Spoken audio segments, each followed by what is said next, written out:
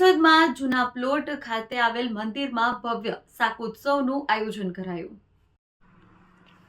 સનાતન ધર્મના ઉત્સવો અને પરંપરા આજે પણ ખૂબ મહત્વની માનવામાં આવે છે। કહેવાય છે કે આજથી 200 વર્ષ પૂર્વે સૌરાષ્ટ્રના લોયા ગામ ખાતે સ્વામિનારાયણ સંપ્રદાયના ભગવાન સ્વામિનારાયણ સ્વયં પોતે 18 મણ ઘી 60 મણ રીંગણનું શાક બનાવી હરિભક્તોને પ્રેમપૂર્વક ભોજન કરાવ્યું હતું।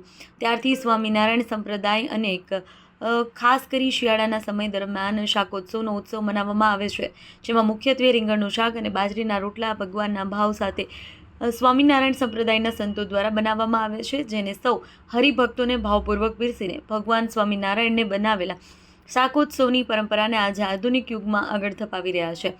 આ પરંપરા મુજબ આજરોજ કેશોદના જૂના પ્લોટમાં આવેલ શ્રી સ્વામિનારાયણ મંદિરે શાકોત્સવ તથા ભવ્ય આયોજન કરવામાં આવેલ હતું।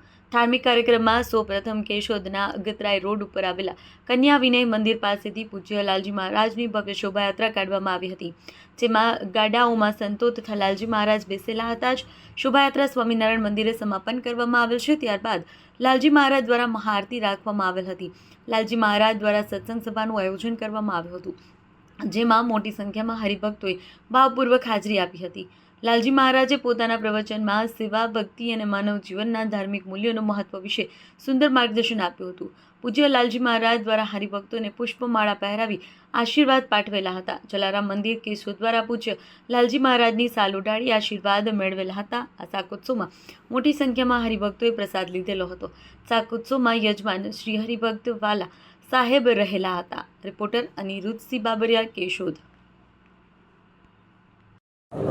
ભગવાન સ્વામિનારાયણે આજથી 200 વર્ષ પૂર્વે લોયાની અંદર એક દિવ્ય શાકોત્સવ કરી અને અનેક ભક્તોને પોતાના ભગવાનપણાને દર્શન કરાવી, પ્રતીતિ કરાવીને શરણે લીધા હતા।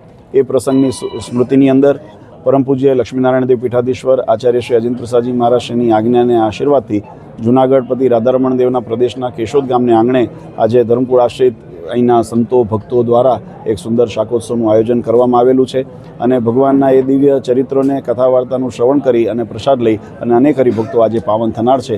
આ શાકોત્સવના તમામ આયોજકોને, દાતાઓને અને તમામ સંકલનકર્તાને અમારી અનેક શુભકામના છે અને બધાને ખૂબ ખૂબ આશીર્વાદ છે। સર્વને જય સ્વામિનારાયણ।